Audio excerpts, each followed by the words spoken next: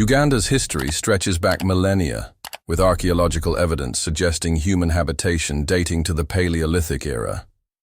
The region's fertile lands, abundant water sources from Lake Victoria and the Nile River system, and favorable climate made it an attractive settlement area for successive waves of migrants.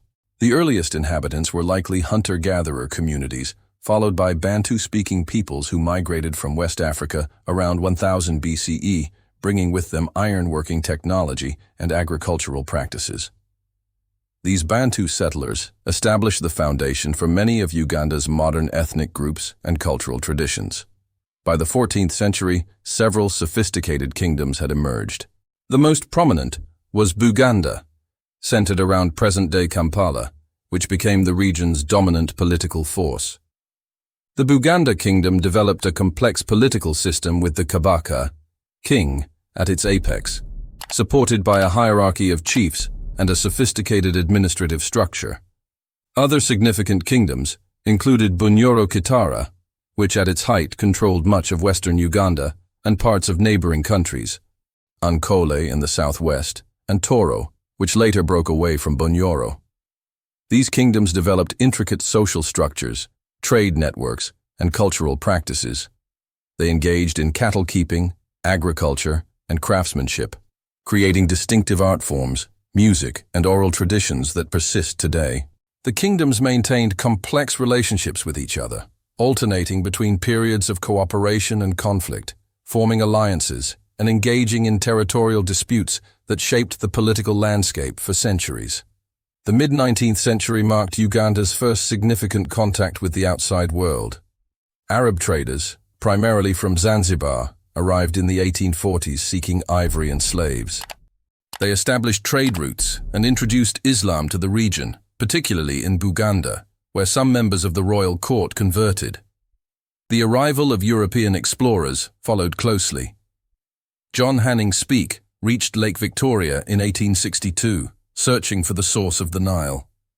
His accounts of the sophisticated Buganda Kingdom sparked European interest in the region. Subsequent explorers, including Henry Morton Stanley, provided detailed descriptions of Uganda's kingdoms and their potential for European influence. Christian missionaries arrived in the 1870s, with both Protestant and Catholic missions establishing themselves in Buganda. The introduction of Christianity created religious divisions within Bugandan society, leading to intense competition between different faiths and ultimately contributing to political instability. The period saw the emergence of religious conflicts, including persecution of early Christian converts under Kabaka Mwanga II, culminating in the martyrdom of the Uganda martyrs in 1885-1887. These religious and political tensions created opportunities for European intervention. The Imperial British East Africa Company initially administered the region, but financial difficulties led to direct British government involvement. Britain formally established the Uganda Protectorate in 1894, fundamentally altering the region's political and social structures. Unlike other African colonies, Uganda was governed through indirect rule, particularly in Buganda, where traditional authorities retained significant power under British oversight. The 1900 Uganda Agreement between Britain and Buganda formalized this arrangement, recognizing the Kabaka's authority while establishing British paramountcy. Similar agreements were later signed with other kingdoms. This system created a unique colonial structure where traditional rulers maintained legitimacy while serving British colonial interests. Colonial economic policies transformed Uganda into a major supplier of raw materials, particularly cotton, and later coffee. The British introduced new crops, established infrastructure including railways connecting Uganda to the coast, and implemented a cash economy. Indian traders and civil servants were brought in to facilitate commerce and administration, creating a multiracial society with distinct economic roles for different communities.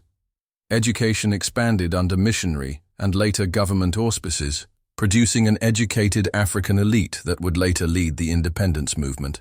However, colonial policies also created regional imbalances, with Buganda and other southern regions receiving more development investment than northern areas, establishing patterns of inequality that would persist after independence.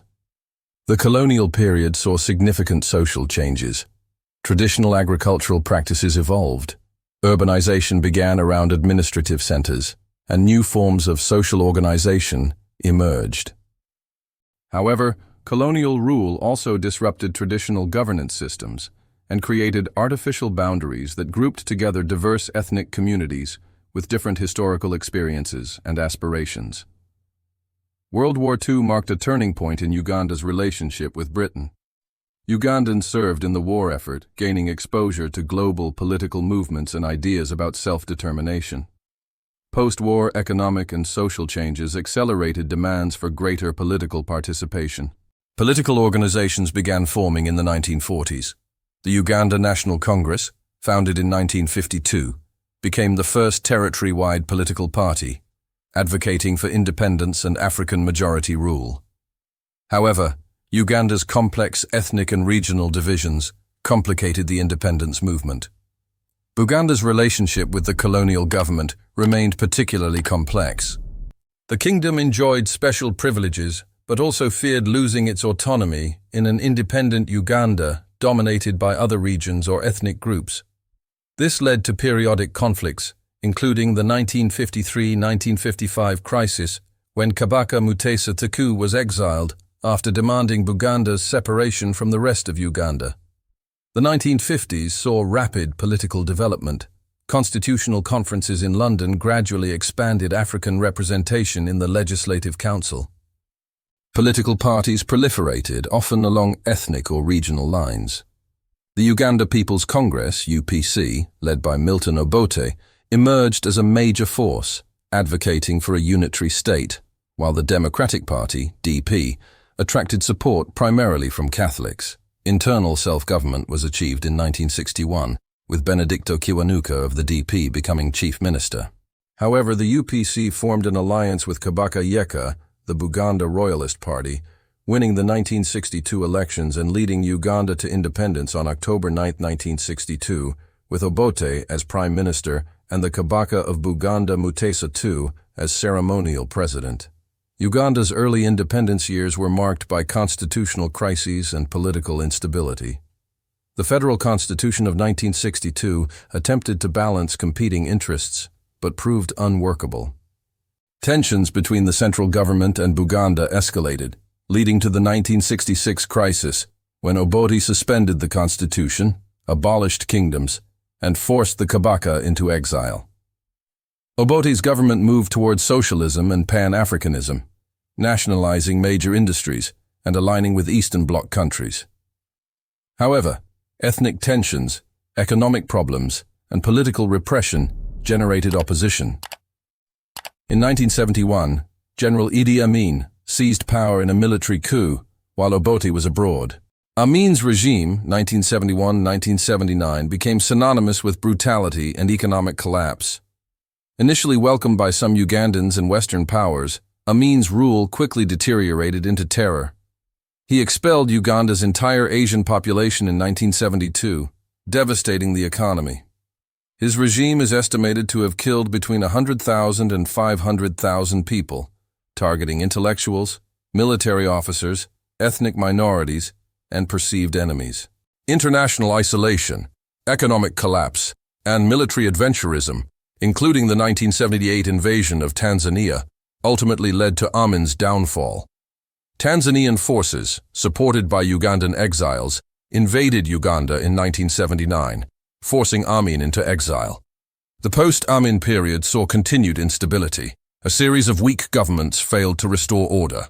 Obote returned to power in 1980 through disputed elections, but faced immediate opposition from various rebel groups, most notably the National Resistance Army, NRA, led by Yoweri Museveni. The ensuing civil war, 1981 to 1986, devastated the country further.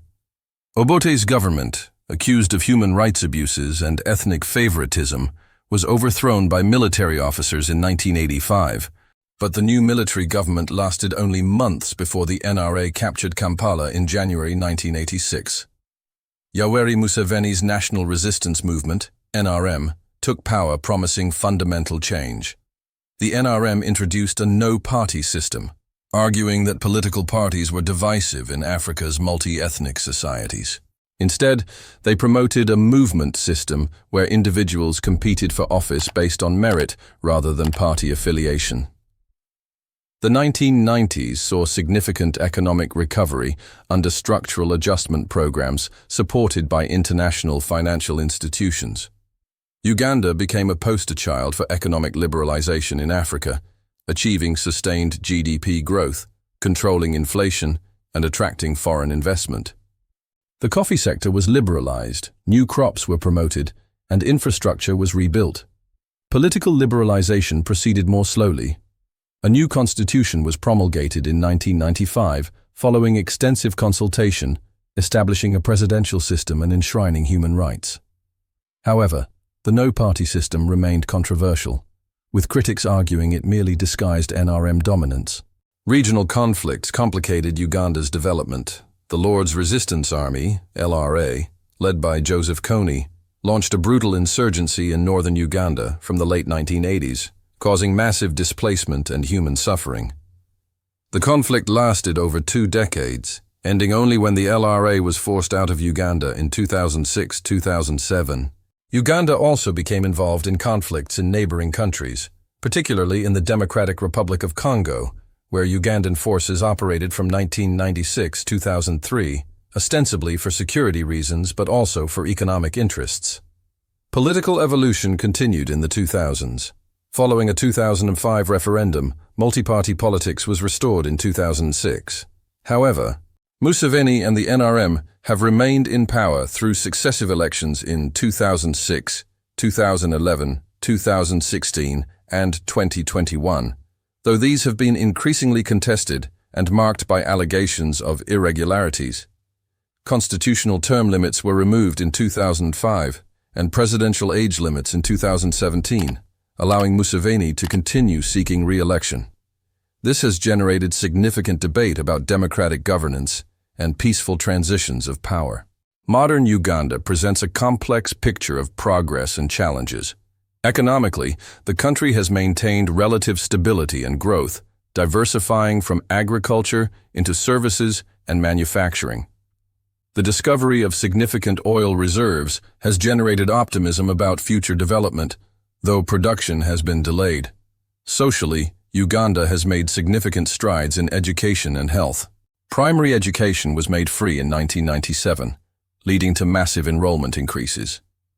HIV/AIDS, which devastated the country in the 1980s and 1990s, has been brought under control through one of Africa's most successful prevention programs. However, significant challenges remain. Poverty persists, particularly in rural areas and northern regions recovering from conflict. Corruption remains a major problem despite various anti-corruption initiatives.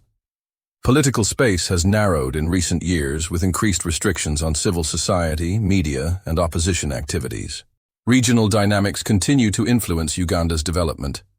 The country plays an active role in East African integration and contributes significantly to African Union peacekeeping missions, particularly in Somalia. However, tensions with neighboring countries over various issues periodically complicate regional relations. Uganda's history reflects the broader African experience of ancient civilizations, colonial disruption, post-independence struggles, and ongoing efforts to build stable, prosperous societies. From the sophisticated kingdoms of the pre-colonial era through the trauma of the Amin years to the relative stability of recent decades, Uganda has demonstrated remarkable resilience. The country's diverse ethnic composition, complex colonial legacy, and challenging geography have shaped its development trajectory. While significant progress has been made in economic development and social services, questions about political governance, democratic transitions, and inclusive development remain central to Uganda's future. Understanding Uganda's history provides crucial context for comprehending contemporary challenges and opportunities. The persistence of traditional institutions alongside modern state structures, the ongoing influence of colonial boundaries and policies, and the impact of regional conflicts all reflect historical patterns that continue to shape Uganda's evolution as a nation. Uganda's youth constitute over 75% of the population, representing both tremendous potential and significant challenges. This demographic dividend could drive future economic growth if properly harnessed through education, job creation, and technology adoption. Climate change poses increasing threats to agriculture-dependent communities, while urbanization accelerates, creating new social dynamics. The planned East African Federation could fundamentally alter Uganda's regional position, while ongoing debates about political succession and democratic governance will likely define the country's trajectory in the coming decades, determining whether Uganda can build on its historical resilience to achieve sustainable, inclusive development. Thanks for watching. If you enjoyed this video, please like, share, comment, and subscribe to the channel for more engaging historical content.